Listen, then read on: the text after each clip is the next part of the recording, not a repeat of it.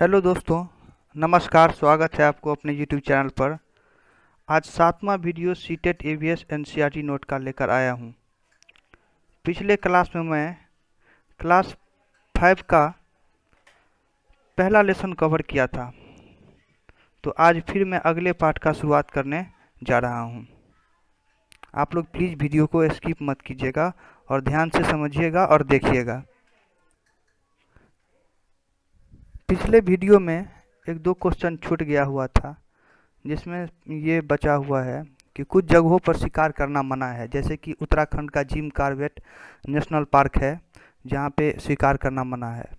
अगला है राजस्थान भरतपुर में धाना देव अभयारण्य, और भी कई हैं जहाँ पे शिकार करना मना है, जिसमें कि ये दो बहुत ही इम्पोर्टेंट है, जो कि सीटेट में बार बार पूछा जाता है और इस बार भी पूछा जा सकता है। तो ये दो क्वेश्चन आप लोग के बचे हुए थे।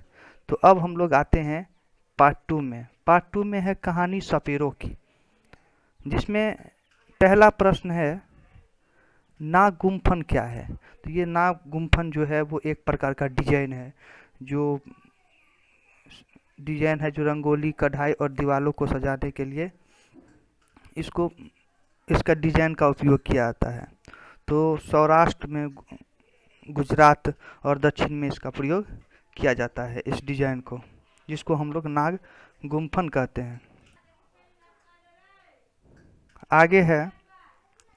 आगे का प्रश्न है भारत में पाए जाने वाले जहरीले सांप कौन से होते हैं। तो भारत में 4 प्रकार के जहरीले सांप पाए जाते हैं। पहला नाग, दूसरा करेत, तीसरा दुबैया और चौथा अफाई। ये ऐसे जहरीले सांप होते हैं जो भारत में पाए जाते हैं। अगला प्रश्न है सांप के कितने जहरीले दांत होते हैं। तो सांप के पास 2 जहरीले दांत होते हैं। और हाँ, सांप के 2 खोखले जहर वाले दांत होते हैं। जब सांप काटता है तो उस खोखले दांत से शरीर में उसका जहर, सांप का जहर व्यक्ति के शरीर में पहुंचता है। और अगर किसी व्यक्ति को सांप काट लेता है तो उसका दवाई जो होता है वो सांप के जहर से ही बनाया जाता है, जिसे हम लोग कहते हैं सीरम। यहाँ पे देख सकते हैं आप लोग।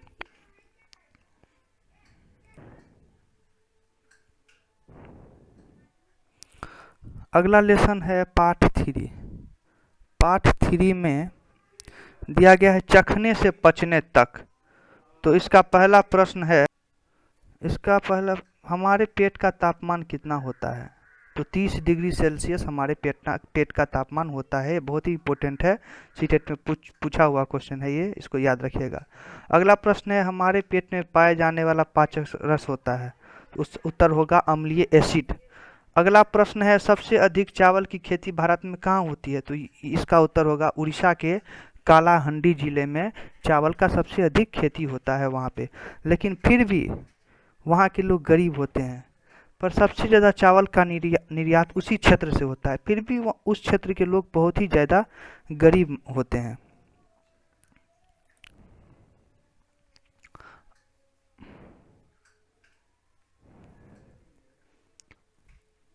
अगला है प्रश्न अत्रियपुरम गांव कहाँ पर है।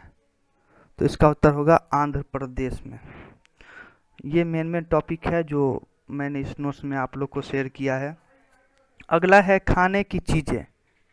कौन सी चीज़ें कितने देर में हमारे पेट में पचता है, कौन सी खाने की ऐसी चीज़ें हैं जो हमारे पेट में उसको पचने में कितना समय लगता है, इसके बारे में आज डिस्कशन होगा। तो इसका अगला है कच्चा दूध। तो कच्चा दूध को पेट में पचने में 2 घंटे 15 मिनट लगते हैं। उबला दूध को पचने में 2 घंटे लगते हैं। पूरी तरह उबला हुआ अंडा होता है, उसको पचने में 3 घंटे 30 मिनट लगते हैं। अगला है कम उबला अंडा। तो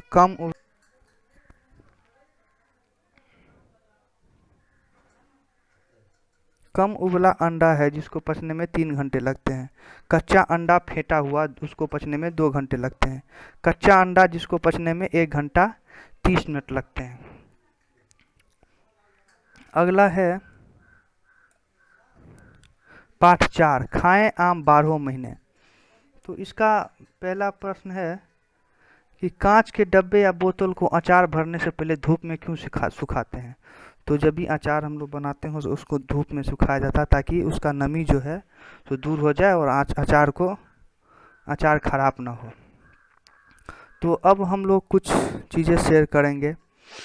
तो उसमें है मतलब कौन सी चीज़ें उसको किस तरह सुरक्षित रखा जा सकता है। सबसे पहले दूध को अगर हम लोग उबाल के रखेंगे तो वो खराब नहीं रहेगा। उसके बाद पक्के चावल को सुरक्षित करने के लिए उसको कटोरे में रखकर और कटोरों को पानी में रख देंगे। अगला है हरा धनिया को हम लोग गीले कपड़े में अगर लपेट के रखेंगे तो वो खराब नहीं होगा। अगला है प्याज अदरक को हम लोग सूखे और खुले स्थान पर रखते हैं ताकि वो सुरक्षित रहे। हम अगर हाँ इसका भी एक लिमिट दिन है 1 से 2 दिन इस तरह किया जा सकता है। इससे ज़्यादा दिन रहेगा तो ये सब चीज़ें खराब हो सकती है। जैसे कि दूध को अगर हम 4 दिन 5 दिन उबाल कर रखेंगे तो वो खराब हो सकता है। इसीलिए 1 से 2 दिन में इसे हम कर सकते हैं ताकि वो सुरक्षित रहे।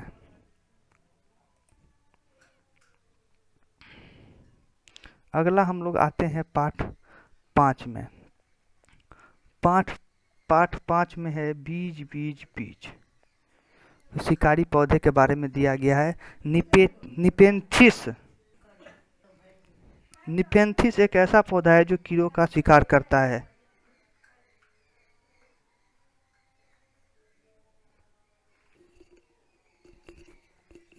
यह ऑस्ट्रेलिया, इंडोनेशिया और मेघालय जो भारत राज्य में है उसमें पाया जाता है। इसमें एक सुगंध होती है जो कीड़ों को आकर्षित करके और उसका वो शिकार कर लेती है, जिसको हम लोग शिकारी पौधे कहते हैं। अगला है बेलक्रो की खोज किसने की। तो इसका उत्तर होगा जॉर्ज मेस्टल ने बेलक्रो की 1948 ईस्वी में खोज की। बेलक्रो किससे बना। तो ये वो है बीजों के छोटे छोटे हुक से। अब सवाल ये है कि वेलक्रो है क्या। तो चप्पल में जो हम लोग हुक लगाते हैं उसमें चर चर सी आवाज़ आती है, वही उसी को हम लोग वेलक्रो कहते हैं। अगला प्रश्न है साउथ अमेरिका से आए बीज कौन कौन से हैं। तो इसका उत्तर होगा हरी मिर्च, टमाटर, आलू, मूंगफली, अमरूद। ये सभी ऐसे बीज हैं जो साउथ अमेरिका से आए हैं। अगला प्रश्न है यूरोप से आए बीज। तो उसका उत्तर होगा बंद गोभी, मटर, ये सब यूरोप से आए बीज हैं। तो इसी तरह अगला प्रश्न है अफ्रीका से आए बीज। तो अफ्रीका से आए बीज हैं भिंडी, कॉफ़ी बीन्स। अगला प्रश्न सोयाबीन कहाँ से आई। तो ये इसका उत्तर होगा चीन से। तो इस तरह हम लोग यानी मैंने आप लोग को जो है सो ये 7वां वीडियो के रूप में बहुत ही इम्पोर्टेंट टॉपिक नोट्स आपसे शेयर किए हैं। आप लोग इसको ध्यान से देखिएगा। ये सीटेट एग्ज़ाम में आप लोग के लिए बहुत ही ज़्यादा महत्वपूर्ण साबित होने वाला है।